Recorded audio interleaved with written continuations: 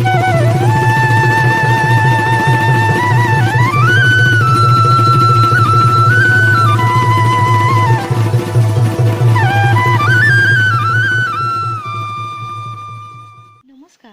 আজিৰ ভিডিঅ'টোত মই নৱম শ্ৰেণীৰ কবি আনন্দচন্দ্ৰ আগৰৱালাদেৱে লিখা সুখ নামৰ কবিতাটিত থকা প্ৰশ্নাৱলীৰ ৩ নম্বৰৰ গ প্ৰশ্নৰ উত্তৰটো লৈ আহিছোঁ। কিন্তু যদিহে ভিডিঅ'টো ভাল লাগে প্লিজ আপোনালোকে এটা লাইক কৰি মোৰ চেনেলটো ছাবস্ক্ৰাইব কৰিব। সুখ নামৰ কবিতাটিত ৩ নম্বৰ প্ৰশ্নটো আছে ব্যাখ্যা কৰা। গ স্বাৰ্থৰ বাটত দুখৰ কাঁইট খোজে পতি বিন্ধে শুলে নিস্বাৰ্থৰ বাট সেন্দুৰীয়া আলি সুগন্ধি কুসুম ফুলে।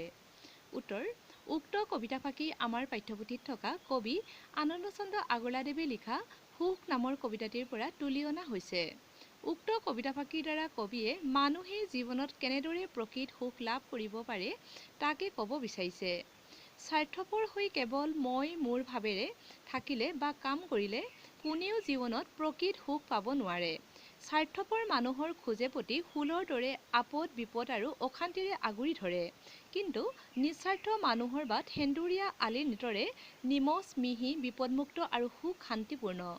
সেইকাৰণে স্বাৰ্থপৰ নহৈ নিস্বাৰ্থভাৱে সকলোৰে প্ৰতি আপোন ভাৱ লৈ কল্যাণমূলক কাম কৰি গ'লে জীৱনৰ বাটত সুখ শান্তি লাভ কৰিব পাৰি। নিজৰ নাম যশ সন্মান সুগন্ধি ফুলৰ দৰে সকলোৰে মাজত উজ্জ্বল হৈ পৰিব। সেয়েহে কবিয়ে কবিতাফাকিৰ যোগেদি কৈছে যে স্বাৰ্থৰ বাটত দুখৰ কাঁইট খোজে পতি বিন্ধে শুলে নিস্বাৰ্থৰ বাট সেন্দুৰীয়া আলি সুগন্ধি কুসুম ফুলে।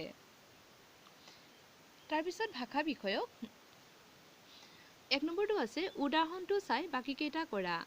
আপোন পৰ দুখ সুখ স্বাৰ্থ নিস্বাৰ্থ অভাৱ পৰ্যাপ্ত সন্তোষ অসন্তোষ হাঁহি কান্দোন। ২ নম্বৰটো উদাহৰণটো চাই বাকীকেইটা কৰা। সামৰত সামৰ্থ্য ধৰম ধৰ্ম কৰম কৰ্ম বিৰিক বৃক্ষ যতন যত্ন মুকুতি মুক্তি। মৰমৰ ছাত্ৰ ছাত্ৰীসকল আজি মই ইমানতেই ভিডিঅ'টো সমাপ্ত কৰিব বিচাৰিছোঁ।